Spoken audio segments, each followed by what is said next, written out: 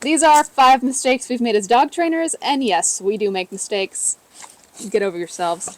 I'm going to go first, and the first 2 kind of pair together-ish, and that's getting frustrated at the dog when it's actually your fault, and getting too hyped. So I'll go with the first one. I was teaching River, your tail is hitting the camera.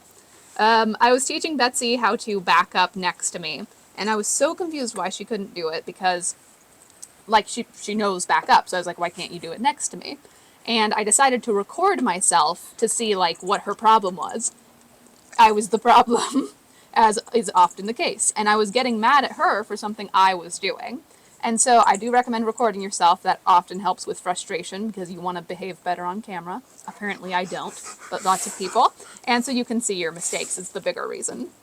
And then the other one, getting too hyped, is I'm working on reactivity training with Betsy. We're making a reactivity course, and while we train her through it. And this is so stupid looking back. She would get like hyper reactive towards a dog. You know, she'd be barking, lunging, whatever.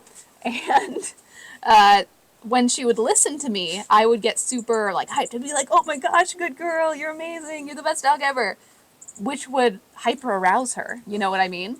And so she would get like more heightened instead of less. So I should have calmly rewarded her, told her she was good and marked it and everything, but not so like overexcited. Okay, yours. You have to admit to making a mistake too. Management. And we're not saying management is bad. Just doing throwing that management out there. instead of training. Mm-hmm. So that's specifically like with reactivity. There was a lot of, because everybody teaches management for the most, not everybody, for the most part people teach management, right? So like what's one type of management you used? You don't teach management. Oh, sorry. You do management. You do management, yes. But like what's one example of how you manage like reactivity? if like you would avoid other dogs if they're reactive to dogs. Yeah. Yeah, so that's like a starting place. But eventually you want to move on to actual training in reactivity, which again we'll get into in the future. This isn't the video for that. Me, and you can probably actually notice from this video, I talk way too much. I interrupt and everything. So that goes into my dog training as well. So with Betsy, instead of being like, Betsy, come, Betsy, sit, you know, whatever, I'll be like, Betsy, can I have a sit? Betsy, will you come over here? You know, I tend to use sentences, and even when it's not a trick, I'll just be like, oh my gosh, Betsy, I'm so proud of you for whatever and stuff. And so she sat, and I did this whole explanation of why she's good instead of saying yes or using a clicker. And so I'm not marking the actual behavior. I tend to talk a little too much. They also might tune you out if you talk so much. So then when you actually are talking to them, then they think that you're just talking. Yeah, which I also do. I even narrate for her. She has her own voice and everything. It's sad. All right, what'd you do?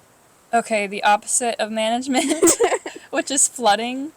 So that's when you put a dog into a situation that's extremely stressful for them, and a lot of times it gets them to the point that they get too stressed, and then it actually makes the problem worse. So like taking Revel to a dog park when he's not comfortable with dogs. Because it seems like I can do training around dogs. Yeah, because you could do training, or like you can get them used to it, socialize. Or the wind.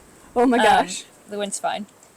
We tested it. And yeah, but then they end up being more fearful because they weren't ready for that situation yet. River! He's digging. Oh. Okay, he stopped. Good boy! Good boy. You should, there's a balance. Mm-hmm. You should still expose them to dogs, but at a distance. Not to the point that they're showing stress signs, which is the hardest thing to do. Because you just want them to be at the point that they're ready to, pass another dog, but they're not ready. So, and you can miss it too, because like you may be a far distance away, but your dog is still showing that they're stressed. Yeah, and so you have to really pay attention. All right, we'll probably end up making a part 2 for this because we learned from our mistakes. But that's 5 for now. That's all we're going to admit to in this one. So have fun training and watch yourself.